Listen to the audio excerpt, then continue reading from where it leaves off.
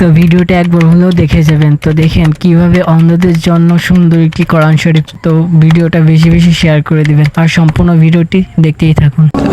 এক আলিফ মানে 2 ফোঁটা বা। এরকম কোরআন আমরা জীবনে কোনোদিন দেখি নাই। তাবারাকাল্লাযী বিয়াদিহিল মুলক।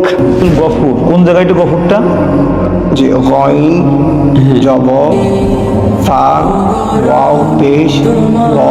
আমার আছে এটা কি যে আমি নিজে কিচ্ছু বুঝতেছি না। মনে হয় যে স্বাভাবিক কোরআন শরীফ, কিন্তু ভিতরে আসার পর তো মানে মাথা ঘুরায়।